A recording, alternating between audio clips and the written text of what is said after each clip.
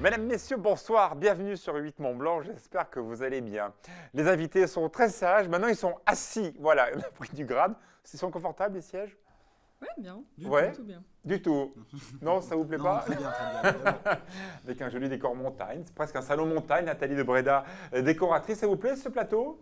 Très joli. Ouais, Très joli, vous en pensez très quoi? sobre. Moi, je trouve ça très joli, très sobre. C'est joli, les petites découpes montagne. Pour vous, c'est tendance Ouais, c'est bien. Moi, j'aime bien. Bah Non, voilà, très écoutez, bien. ils sont contents, 8 Mont Blanc. Ils auront même en plus un satisfecit d'une grande décoratrice d'intérieur. On parle bien de décoration toute la semaine. Ces jolis chalets avec vous, Nathalie. Vos créations dans quelques instants. On va commencer cette émission auparavant en faisant un petit tour des webcams.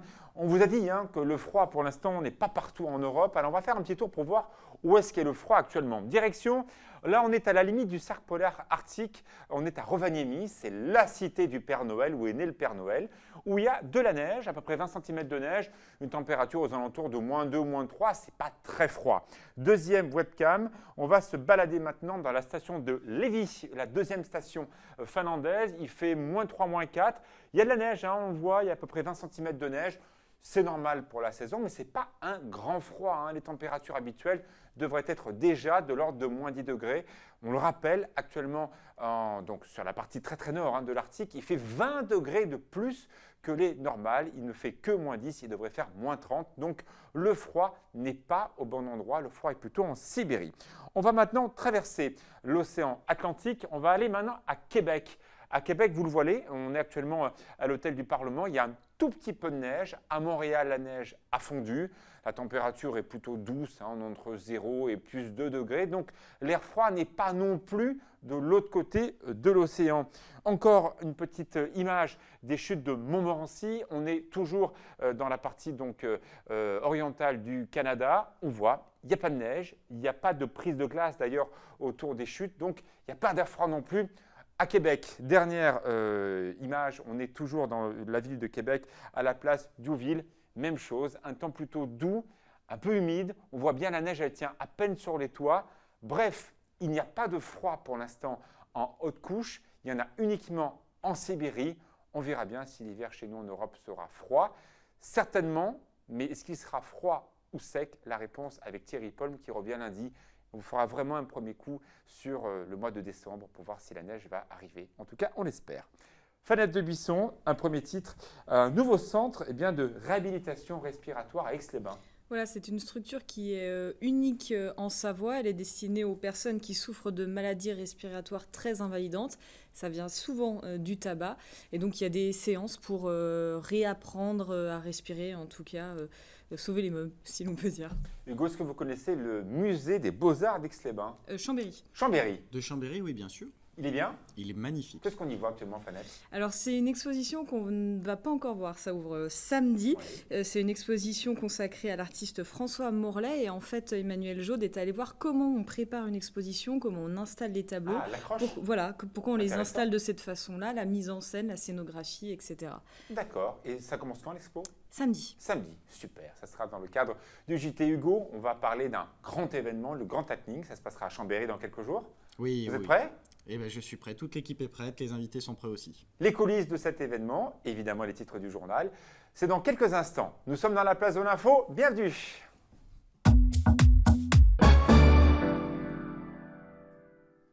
Avec moi, Nathalie de Breda. Très heureux de vous avoir, Nathalie. On se connaît depuis quelques années. Vous êtes, on peut le dire, quelqu'un d'atypique dans ce monde de la décoration en montagne. Vous connaissez parfaitement nos montagnes. Vous habitez en montagne. C'est un véritable choix depuis maintenant quelques années. Plusieurs visuels, plusieurs personnalités que l'on va voir. Votre réaction à chaud. Premier visage qu'on voit tout de suite, c'est un hommage à quelqu'un que vous connaissez bien, Nicolas Morel, énormément. qui nous a quittés il y a quelques années maintenant. Exactement. J'ai continué l'aventure avec Nicolas Larcon qui a repris la société parce que j'ai une grande fidélité pour cette entreprise. Et de temps en temps, on continue à collaborer sur des événements comme Grand Ski. Et j'essaye d'être toujours disponible pour déplacer les montagnes. Voilà. Alors, Alp Home, qui était une création de Nicolas Morel et de Michel Giraudy, devenu entre-temps le maire de Bourg-Saint-Maurice, on a fait connaissance ensemble. Et j'ai eu la chance de découvrir ce que je ne savais pas du tout, l'implication et votre connaissance d'un des grands métiers français, une des grandes maisons françaises, c'est évidemment Hermès. Alors, expliquez-moi comment vous êtes arrivé à tisser ce lien, sans faire de jeu de mots un peu bidon d'ailleurs, avec cette marque française tellement haut de gamme.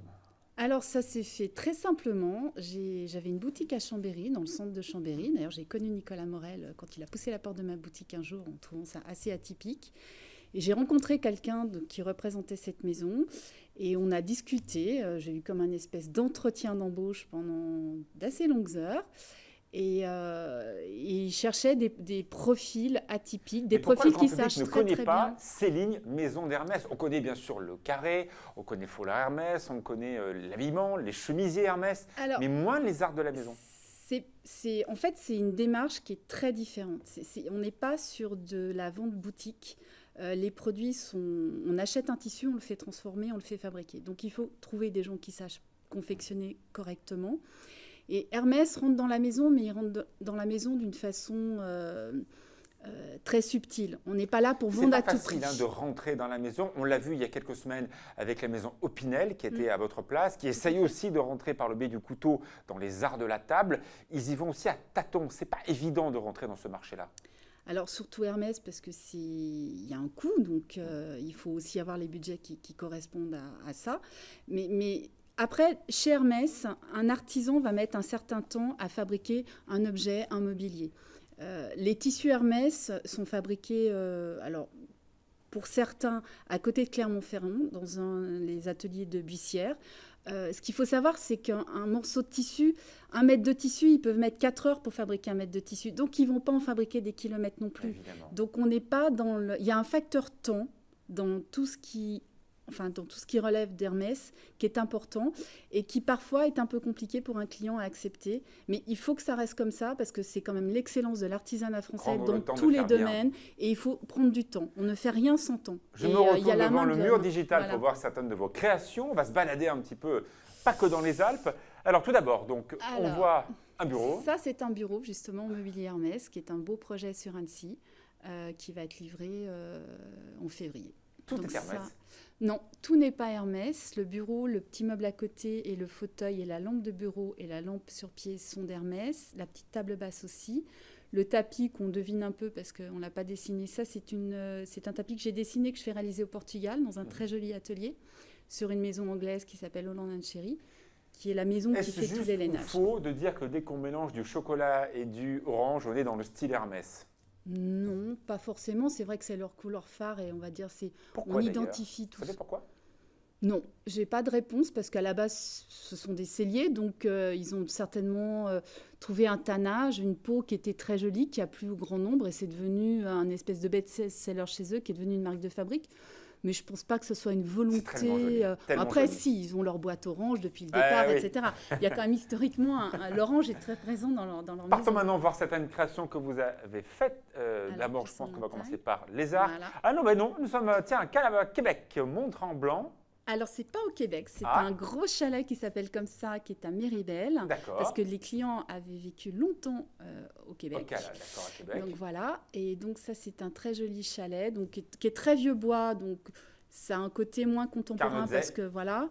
Et puis, il y avait une grosse recherche de la part des clients, c'est toujours le même chalet, où on a fait un énorme travail sur le textile. Par exemple, tout le textile de ces 2 petits fauteuils et de cette banquette est fabriqué en Écosse sur mesure. Donc dans les ateliers de Holland & Sherry. Donc c'est vraiment des choses particulières. En montagne, pour vous, c'est une demande que les clients vous font toujours aujourd'hui? Oui. Alors nous qui vivons en montagne, on a un petit peu de mal avec ça parce que nous, on t'en parle. On étouffe pour dire les choses comme elles le sont. Parce que dans cette année, on y vit aussi l'été et on n'a pas envie d'être dans une boîte à fromage tout le temps. Voilà, on est toute l'année là. Là, les clients sont là 15 jours par an. Donc le style montagne ne varie pas énormément, sauf des clients qui aiment les choses extrêmement contemporaines. Mais en règle générale, on reste dans cet esprit-là. Encore une photo qu'on va voir des différentes créations que vous faites. Alors là, on est sur quelque chose de beaucoup plus contemporain. C'était une promotion que j'avais fait à Voria avec la famille Renéodo. Et donc, on était sur un client qui cherchait des choses beaucoup plus contemporaines. Mais on va dire que c'est beaucoup plus rare aujourd'hui Même défaut. si... Pardon ? Vous le regrettez? Non, parce que moi je pars du principe qu'un projet, il n'est pas pour moi, il est pour mes clients. Si ça correspond à ce qu'ils veulent vivre avec leur famille, dans l'endroit où ils veulent aller en vacances. Je vais être dur avec vous, Ouais, Nathalie. je n'ai pas Très de préférence. souvent, les femmes d'eux, parce que souvent les maisons malheureusement sont construites par des messieurs, les dames se prennent souvent pour des décoratrices, Tout à fait. parfois elles savent faire, parfois c'est une catastrophe. Ouais. Vous arrivez à dire, madame, c'est pas votre métier, laissez-moi faire, quoi. Alors, on n'a C'est un pas peu trop. dur, hein. Non, mais j'ai pas le problème parce qu'en fait, quand on vient me voir, j'ai un contrat d'honoraires. Donc déjà, on accepte de payer quelqu'un pour fournir un travail. D'accord. Si on le paye, c'est que généralement, on n'a pas envie de s'en occuper. Donc, on n'a pas trop le problème. Puis, j'ai tendance à être assez cash, donc je le dis gentiment, mais je le dis. Et puis, généralement, quand il y a... Enfin, moi, je pars toujours du principe que quand il y a une compétence en face de quelque chose, moi, j'ai un showroom, donc les gens viennent et découvrent quand même des choses assez extraordinaires. Donc, ils ont un temps de recul et ils disent, oui, on ne peut pas faire ce qu'elle fait. Donc, en fait, voilà, on ne peut pas faire la chose à moitié. Et voilà, moi, j'essaye toujours d'avoir des matières et des choses assez atypiques qu'on ne va pas retrouver dans les commerces. Bien sûr. Ce qui fait qu'en fait, je n'ai pas la même approche avec mes clients qu'on pourrait l'avoir effectivement avec les femmes d'eux. Encore une photo, je ne sais pas si on est encore en régie pour découvrir un peu les créations de Nathalie. Alors ça, c'est toujours le Mont-Tremblant, le chalet du Mont-Tremblant. Donc ça, on est sur la master bedroom. Donc voilà, donc là, c'était vraiment... vous avez toute l'architecture intérieure. Donc, je travaille avec Stéphane Coulumjean de Méribel, qui est un bureau Méribel sur ce type de réalisation. Donc là, la cliente, en fait, il fait l'enveloppe et moi, après, j'arrive avec la cliente. Et nous, on décline toute la recherche. Moi, mon métier, c'est vraiment quand la chose a été dessinée par un architecte. Moi, c'est de reprendre mon crayon et l'idée de l'architecte et de la décliner avec la cliente. Alors, Je ne peux pas faire quelque chose qui n'aille pas avec ce que l'architecte a conçu parce que ça ne marche pas. Hier, on parlait dans la place de l'info du prix, bien sûr, des Ouais, réalisations de ces important. très très beaux hôtels. On disait que pour une chambre 4 ou 5 étoiles, facilement les prix pouvaient avoisiner les 1 million d'euros la chambre, donc à peu près 25-30 mètres carrés. On le voit bien, ces master bedrooms correspondent d'ailleurs à peu près à des très belles chambres d'hôtel que l'on pourrait s'offrir dans des palaces. Est-ce que le budget de ce qu'on voit là pourrait approcher 1 million d'euros? Non. D'accord. Non. Donc très clairement, ce n'est pas les mêmes standards que l'hôtellerie de luxe. C'est le même standard. Mais on peut faire moins après, cher. on peut faire des choses au même standard avec des lainages. Après, c'est une approche, on va dire, de budget et de façon de gérer les budgets et de façon de payer les choses un petit peu différentes. Chez vous, c'est nos limites ou non? Les clients regardent. C'est nos limites, mais les clients regardent quand même. Après, moi, j'ai une approche très différente. Je pars du principe qu'à partir du moment, j'ai une approche très honnête de mon métier. Et je trouve que ce qui est un petit peu dommage aujourd'hui, c'est que cette approche n'est pas le cas de tout le monde. Et c'est ce qui fait que les choses se sont énormément dévoyées.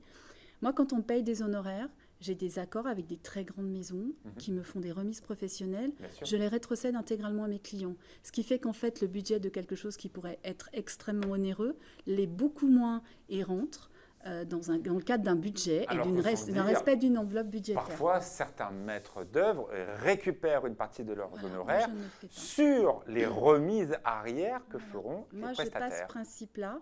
Donc, c'est aussi pour ça que je travaille avec des maisons extrêmement haut de gamme, parce que c'est une vraie honnêteté de travail et qu'on n'a rien sans rien.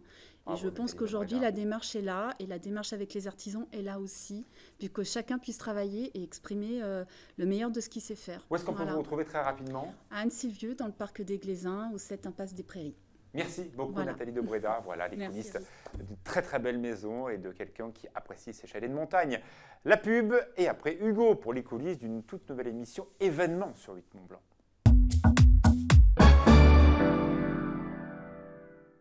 De retour dans la place de l'info le 10 décembre à 14h30. Vous allez rentrer dans les coulisses d'un grand événement, le Grand Happening avec Hugo Magnin qui est avec nous. Vous allez voir des personnalités et découvrir les coulisses d'une grande émission événement. Ça sera juste après la météo. Allez, on regarde les cartes préparées par Loïc Caron pour ce jeudi.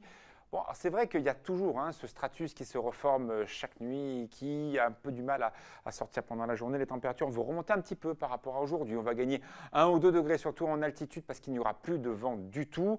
En Haute-Savoie, on pourrait voir également aussi les températures devenir positives jusqu'à 1500 mètres d'altitude. Il y a actuellement un peu de production de neige de culture le matin, mais tout dépend à quel niveau est le brouillard.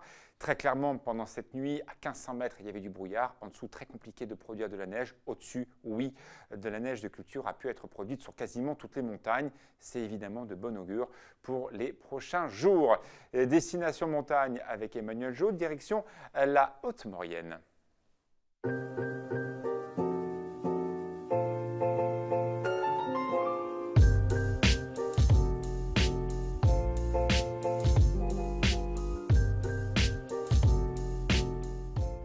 Bonjour à toutes, bonjour à tous, ravi de vous retrouver sous la neige pour votre rendez-vous montagne sur 8 Mont Blanc.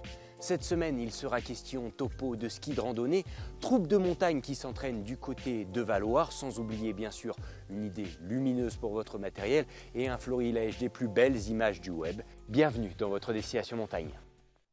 Qu'est-ce que c'est beau ce village. Vous connaissez un peu Bonneval? Oh, que c'est beau. Ça fait longtemps que je ne suis pas allé, mais je connais, oui. Tellement joli. Destination montagne à ne pas manquer avec Emmanuel Jaude. C'est l'événement, évidemment, à Chambéry. On va en parler le 10 décembre. Pléiade d'artistes. J'aimerais bien qu'on voit d'abord le teaser pour comprendre un peu l'atmosphère de ce grand tapis. Teaser. C'est quoi alors? C'est pas un teaser, c'est un des invités qui annonce sa venue et qui vous donne rendez-vous. Bah, c'est un teaser. Oui, mais j'avais pas envie de l'appeler comme ça. Bon, Mais- bah, alors regarde. Alors, ça va. Bonjour à vous, je ne sais pas si vous me reconnaissez, vous ne connaissez pas cette pub mais moi je la connais bien, je ne sais pas si vous avez l'âge pour la connaître d'ailleurs. Je suis Stéphane Hénon alias Bauer, je vous donne rendez-vous le 10 décembre pour la nouvelle émission Le Grand Happening. A très vite, je compte sur vous.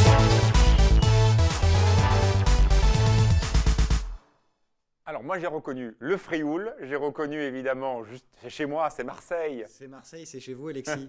Eh bien, j'ai fait exprès, c'était au Catalan. Ça, Ouais, ça a au été tourné. Catalan, juste à côté du Cercle des Nageurs. Voilà. Et vous avez vu donc un des comédiens de Plus belle la vie qui sera avec vous? J'en ai vu plusieurs pour préparer l'émission, justement. Donc Stéphane Hénon et Brian Trésor de la série Plus belle la vie qui seront avec nous pour la première de Mais l'émission. comment vous faites pour les faire venir justement jusqu'à Chambéry? Eh Ils ben, on sont les tous en paye. tournage à Marseille. Donc, quel est le point commun entre Marseille et Chambéry? Ben, je sais pas. Y en a, le point commun, c'est à la base un dîner à Chambéry, puisqu'ils sont. Enfin, il y a plusieurs acteurs de la série qui sont venus dans un dîner à D'accord. Chambéry, et on continue de les recevoir. C'est une série très populaire qui touche beaucoup de monde, et on est très content de les recevoir. Alors c'est vrai que vous l'avez dit et c'est très juste, c'est la série numéro 1 en France. C'est un succès absolument colossal qui ne résiste à personne. Hein. Aujourd'hui, c'est la série numéro 1 en France. Une belle production 100% en fait à Marseille. Il y a parfois quelques épisodes délocalisés. Vous allez en faire quoi de ces artistes à Chambéry au manège le 10 à partir de 15h? Alors quoi 14h30, exactement, si je vais vous pas, je vais pas vous dire évidemment quoi parce que eux-mêmes ne savent pas ce qu'ils vont faire. Ils ne D'accord. savent pas ce qui les attend en venant sur Mais le c'est plateau. quoi? C'est des jeux, c'est des quiz, c'est la Il tête va et y des avoir un jambes, petit c'est peu de quoi? tout. Ça va être l'émission s'appelle Le Grand Happening. Ils vont devoir relever, les invités vont devoir relever tous les défis les plus fous. Il y a des défis qui se dérouleront en plateau et des D'accord. défis qui se tourneront en extérieur, dans des lieux un petit peu insolites à Chambéry où une caméra les suivra. Le public qui sera dans le studio pourront suivre Mais en c'est quoi? C'est un direct. défi leurs culturel ou aventures. c'est un défi comme les grands jeux du Club Med où il faut mettre la banane dans la bouteille ou, je sais pas. Ça se rapprochera peut-être plus de ça. Ah oui, d'accord. Non, c'est des défis complètement fous. Vous allez voir, il va y avoir du rire, il va y avoir de la perruque, il va y avoir du sport un petit peu. Ouais. Il va y avoir vraiment un petit peu de tout. Je pense que des invités, peut-être même moi, vont finir trempés à la fin de l'émission. Ah, c'est une bonne idée, ça, début ouais, décembre de pour ce être qu'on a malade prévu. pour les fêtes. Ça va être incroyable. Alors, Il n'y a pas que les acteurs de Plus belle la vie qui seront là d'ailleurs. Hein. Faites-moi un peu rentrer dans les coulisses de l'émission. Si vous voulez assister à l'émission, c'est à 14h30, Mm. vous arrivez au manège, le public va être installé. Est-ce que le public va être pris à partie par les différents invités? Est-ce qu'il y aura une C'est notion possible. d'interactivité? Alors c'est fort possible. Il y a des happenings effectivement où le public va participer, notamment une séquence d'hypnose qui se déroulera, Ah. puisqu'il y a Rémi Phoenix qui sera là, l'hypnotiseur qui est plusieurs fois venu l'année dernière sur 8 Mont Blanc dans un dîner à Chambéry. Il y aura aussi un magicien qui sera Je là. me souviens que vous n'étiez pas très à l'aise avec l'hypnotiseur.